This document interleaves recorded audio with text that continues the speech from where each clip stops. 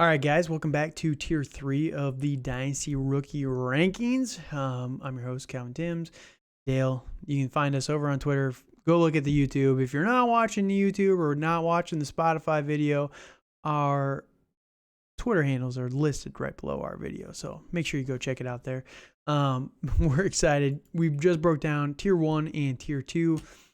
Interesting rookie class that we got coming in here. But this tier is the guys that I personally like a lot, but I'm afraid to move up. Basically, that is this tier for me. So number one guy we're going to talk about here is going to be Xavier Hutchinson with Iowa State. Now, this guy is someone that, to me, is an alpha type of wide receiver, which this class is severely lacking. The problem is it's Iowa State. It's the Big 12. Nobody cares about the Big 12. I don't even watch college football, and I know that the Big 12 sucks. So I don't even know who's in the Big 12, but I think there's like 13 teams or 14 teams. It's not even 12 teams, if I remember right.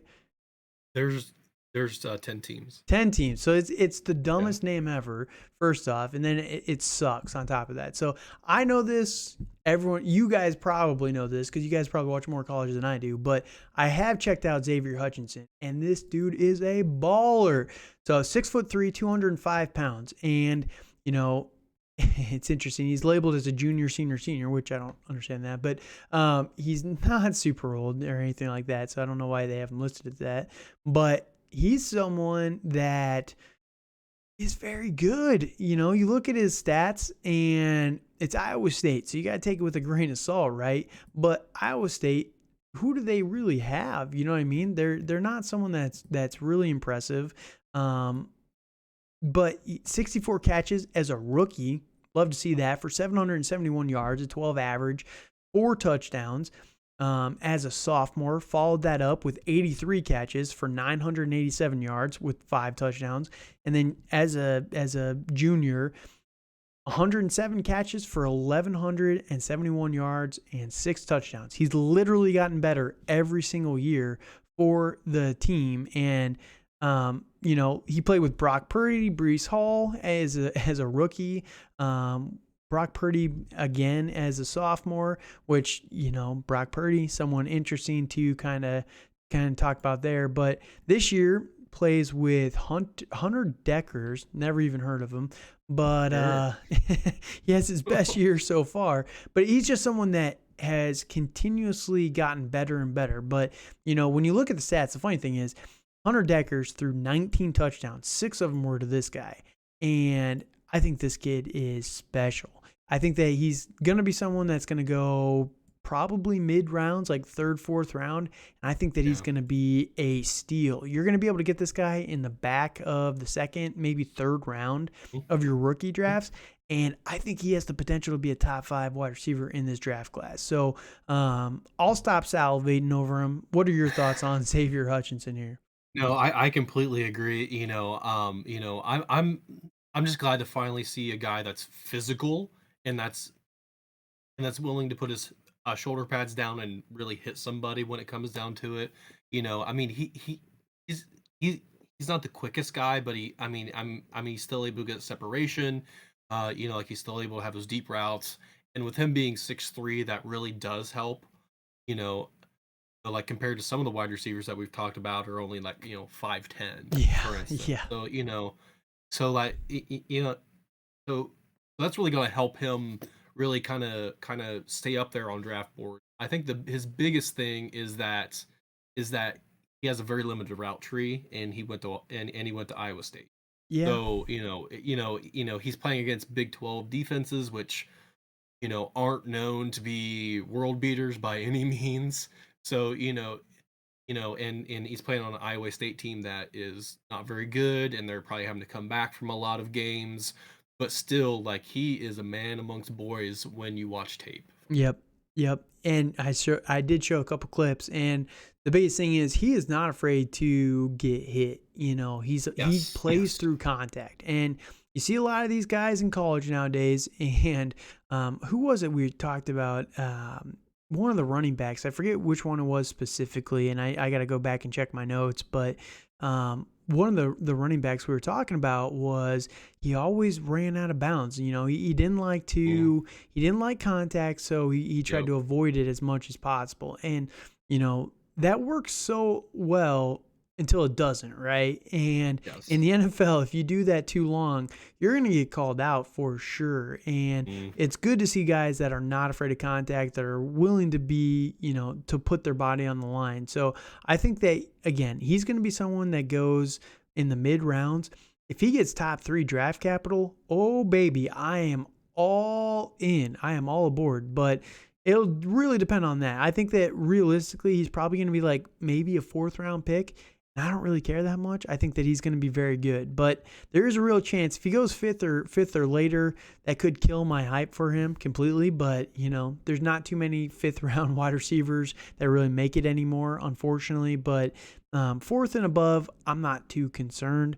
But yeah, I think that his combine information is going to be very interesting. If he can put up any sort of explosion, because we can see what he can do mm, physicality wise, but I mean, again, I gave a couple of predictions for 40 times. He's probably going to run like a 4.48, 4.5, right in that range, yeah. which Yeah. everyone thinks of wide receivers. Oh, you got to be super fast. But I mean, you look at CeeDee Lamb, you look at Jerry Jeudy, these guys never have problems getting open, and they ran like 4.5s. It's just what they did. Like the elite guys don't always run sub 4.4, and it's just something to keep in mind with combine stats. So if he can be in that range, man, I think that he's going to be a potential sleeper alpha for a lot of teams out there. So, any last thoughts on Xavier before we move on to the next guy? I think the big thing with him is is that like I just hope he's not compared to like another Iowa State wide receiver that came out a few years ago, which was Hakeem Butler. Like he- Oh yeah, people people were raving about him because of his size. I think he was 6'5", 6'6", right. and like he ended up being a dud. But Tight end I really think Hakeem Butler. yeah, basically. So I really expect Hutchinson to have similar draft value, which I think Hakeem Butler was a 4th round pick. I can see Hutchinson being a 3rd, 4th round pick, but I think he's going to have a lot more success because of his physicality. Yeah, and if you remember, for everyone out there, we've talked about this in the past, but we used to go to the NFL combines because we live not too far away from Indy, and that's where they're always held. Yeah. But before they made it the prime time nighttime thing, you know, they had during the day, they let fans in and you'd be able to get tickets and everything. We went and saw Hakeem Butler live Yeah. run, and oh my gosh, I remember telling you at the thing where it's like he looks like a boat just trying to move. Yes. He could not change direction to save his life, and he just looked so stiff. And If. ultimately, it panned out that Yeah. did not work out very well. But yeah, I don't see that as much when I watch Xavier Hutchinson. Yeah. But yeah, hopefully people don't just helmet scout with him and tie Yeah. him to Hakeem Butler. So we'll see what happens, but. Next guy we're going to talk about here is going to be another guy that I really love. He's like the prototypical guy for me of a wide receiver that I just absolutely adore. Parker Washington. And the funny thing is, he reminds me of James Washington. And that's not necessarily the best thing because James Washington ultimately did not work out well for the NFL. But Yeah. he is 5'10, 215 pounds, which is a stocky boy. He's basically like a running back playing wide receiver. And I love to see it, but it's always a risk, right? So he played for Penn State for 3 years and 30 a total of 146 catches for 1920 yards, 13.2 average, 12 touchdowns. Nothing crazy, but it's just watching him play that really kind of stood out to me. I always kind of like these guys that are more like the running back type of body style, the Antonio Gibsons, if you will, of wide receivers, just because this guy is someone that's very interesting. So, what are your thoughts on him? I'm going to run a couple of highlights for him real quick while you're talking, and then Yeah. we'll kind of dig a little bit deeper on Yeah. it. Parker Washington. I think he's a pretty good wide receiver. Like I watched him a little bit last year, um, when he played Ohio State in their game, Speaking and like of, he you went can't off. see the highlights, but this I the first know highlight was from the that's Ohio State game. I kind of figured that. I kind of figured that because I think he That's had funny. I think he had like 11 receptions, 170 yards, Mm-hmm. a couple touchdowns. Like like he has that ability, but I think part of his downfall was quarterback play. Yeah. In his freshman year, like I think he had Will Levis. Speaking of the Will Levis, and then and then his last 2 years, like he's had Sean Clifford, which Clifford is a joke and a meme to me personally, but that's just me. But yeah, it's for Parker Washington. I think he's pretty solid. Like he's gonna run a decent 40 time. Like Mm-hmm. it's gonna be nothing that's like super spectacular, but like he's a good uh, a catch and run guy. Um, like he has pretty good hands. Um, but on the other hand, he's not super. I'm not sure how physical he's gonna be, So or that's the thing or with yeah, the is highlights. You could kind of see it a little bit, and that's one thing that I like about him. And again, this is why I kind of like those running back wide receivers. They're not afraid to play physical, and you saw it with yeah. Parker.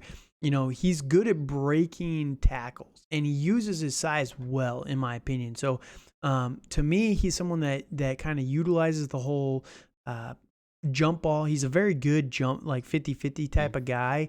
But he's also pretty shifty as well. So he's kind of like a whole package. He's just, shorter than normal, but stocky, right? So we'll see what he ultimately can do at the combine. That could determine a lot for him personally, but I think that he's got a lot of potential. Like you said, he's not going to run Yeah. the best 40 time probably. He's going to be, like we just talked about, probably 4.4, 4.5, somewhere in that range. He's Yeah. not the super speedy guy, but he doesn't necessarily have to be. And if he can show well in the interviews and show well in the route tree, like well enough, he's got plenty of time to kind of practice and fine tune some of that stuff. He's going to be someone that, again, I think if he can get third round draft capital or higher, which I think is possible, he's only wide receiver 8 that we're talking about here. So it's very Hmm. possible that he could be a round 3 or better. All the time, though, the NFL completely missed these guys that they shouldn't. They're going to take guys like Cedric Tillman way higher than they probably should. And, Yeah. they're not the most reliable. And I think people looking at, the NFL knows what they're doing. Not Velus Jones always. was a Not round 2 wide always. receiver last year, and Yes. who's the tiny guy that the Rams took that Tutu Atwell. Tutu Atwell was a second round Tutu pick. Atwell. Everybody, Tutu Atwell, 155-pound wide receiver, was a second round pick. So yeah, these NFL teams aren't always the gurus that we think they are. We give them too much credit sometimes. But yeah, Parker Washington, running back in a wide receiver's body. I love to see it. And I think that he's going to be someone, again, he's going to go later than a lot of the mock drafts that I've already seen people been doing. They've been putting them out and everything. We have no idea this early. These are going to change drastically as we get further and further into Yes. this. But he's already a end of round 2, early round 1 in a 1 quarterback mock draft, which is just crazy to me. Like, he's a top 8 wide receiver. There's not that many guys that I would rather have over him, I think that he's a perfect end of round 2 target for everybody that probably finishes a lot higher than that realistically if he gets any sort of draft capital. So Parker Washington is going to be my last guy. Any last thoughts on him? All right. Then the last guy in this tier number 3, is going to be Marvin Mims with Oklahoma. So this guy is smaller, 5'11", 184, kind of the Jalen Hyatt, Josh Downs type of size, but this guy is a true burner. Oh my goodness. We talked about it a little bit with someone like Quentin Johnston, right?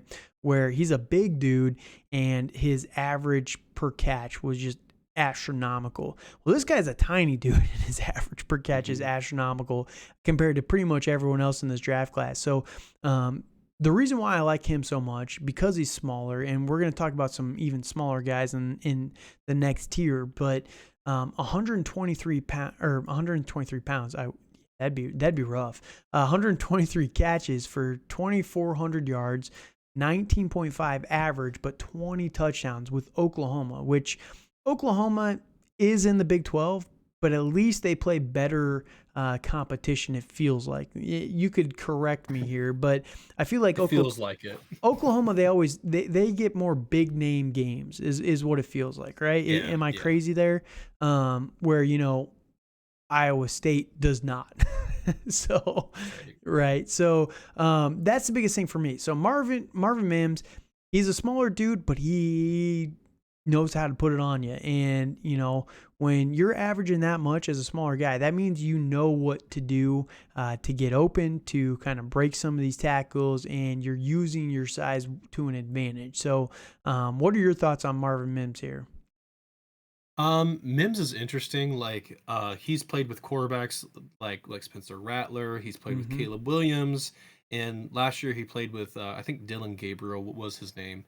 You probably have no clue who he is. I do not But know, but yeah, yeah. So with that, like he's played with a wide array of quarterbacks, and he's been pretty consistent. Like he's more of a downfield guy.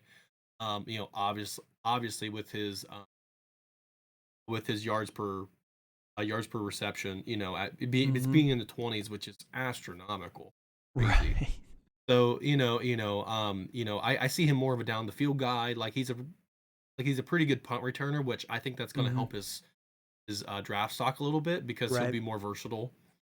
So I mean, I'm just worried about. I think I feel like I'm repeating this a lot, but like his route tree is pretty limited, which him just running 9 routes, like and just Mm-hmm. catching the deep ball, it seems like, he has more opportunities to have those big plays, but he's not really gaining a lot of skills. Right. I So, think one of his most yeah, underrated abilities is he's able to find the holes in the zone. yeah, You know, yeah, like yes, yes, that's yes, a big part of it. If you're going to be a down the field type of guy, if you can find those holes, that's huge for NFL teams too. That's what like Travis Kelce does this stuff all the time. You watch him oh every yes, time. Everyone's like, why don't people guard Travis Kelce? They do, but if you're not manned up on Travis Kelce every single play, because you're not playing, most teams don't play man every single play. You watch Travis right, Kelce, he finds a spot and he sits and he just sits it's there, and yes, it's like nobody he found the one hole in the zone and he just goes there. And that's what Marvin Mims kind of feels like to me. He just knows how to exploit that. And, yeah, I showed 3 plays while you were talking, and all 3 of them, he got targeted like 20 yards down the field. So it's like they're targeting exactly, him pretty deep, but exactly, he yes, knows how to get like open, or he knows how to just get that one step on the defender where you right, can kind of place it perfectly for him, and he's going to go and get it. So um yeah, he's someone that he is smaller. I don't think he's going to be mhm, as prolific as a draft capital type of guy. He's probably probably future Patriot Marvin Mims here, to be honest, like just because he is a really good punt return type of guy. And yeah, you know, the Patriots, that's one of the biggest things that they value is those special teamers, right? So, mhm, um, I think that he's going to be someone that is going to be highly coveted, or maybe even, the Baltimore Ravens, Marvin Mims. That would be a yeah, pretty good combination in yeah, reality. Him with Lamar Jackson. So we'll see where he mhm, ultimately ends up, but I like his talent a lot. There's a lot of question marks, around him. He's not a mhm, perfect candidate. Don't get me wrong. nope, All this tier guys, Xavier Hutchinson, Parker Washington, Marvin Mims, I like these guys a lot, but they do have, some question marks to them. 2 of them played in the Big 12. Parker Washington played for Penn State, which, it's just, there's questions there. And yeah, doesn't mean that they're not sure, going to be NFL prospects, but for fantasy, I think that the talent is definitely there. Now, it's going to take a few, you know, external circumstances for these guys to work out well, but I think at least 1 or 2 of these guys is going to make a very big splash in fantasy football definitely, in the future. So, definitely. any last thoughts on Marvin Mims? Yeah, it is with Mims. Like it's part of why I think he's going to do well is that he's more physical than some of these guys, Mm-hmm. in that in that like he's willing to fight for yards after the catch, Yep. and that's going to really help him in the NFL, and not just like be a guy that catches the ball and just dives down to the ground kind of Yeah. thing. Yep. Him and And Parker, those two are, yes, that's why I yes, really love those guys yes, here. yes, yes, and for their size, like that's really going to help them because they're going to be more slot guys, and Hmm. they're going to have to go like in the middle of a defense and go against a linebacker that's like 6'2", 220. That's like that's going to go and try to chop his head off, that kind of Right. thing. you know. The good news is, at least for like Marvin Mims and Parker, they don't necessarily have to be slot guys. Like Yeah, Hyatt and Downs, I highly doubt they're going to be outside wide receivers. In yeah, reality, tier 2 guys, go listen to that video if you haven't. But these two guys, they're like Marvin Mims is right on the edge. 5'11", 184 is what he's listed at. I don't know if I mentioned that earlier or not, but he packs on 10 extra pounds. He's right in line with a lot of the alpha dog wide receivers nowadays, who like CeeDee Lamb is I think 6 foot 190, give or take 195. So they're getting more lean, it feels like. They're not all DK Metcalf out there, but yeah. Parker Washington, again, he's 5'10", 215. If they're quick enough, I think that they could play on the outside, but the nice thing for these guys is they're also small enough that they could move over to the slot, and that's where I kind of like them as the perfect Z receiver, where they can kind of go in or out. They don't necessarily have to be alphas where like a Hutchinson would be, but they have a little bit more flexibility to their game. So, all right, any last thoughts on these guys before we move on? Nope. All right, so that is our tier 3 breakdown. Thank you guys for listening. Find us again over on Twitter at TDC_Calvin, at Dynasty_Dale. Like, comment, and subscribe to the video wherever you're listening. Thank you guys. We're going to take a quick break and be right back with tier number 4, the final tier of early rankings for these wide receivers.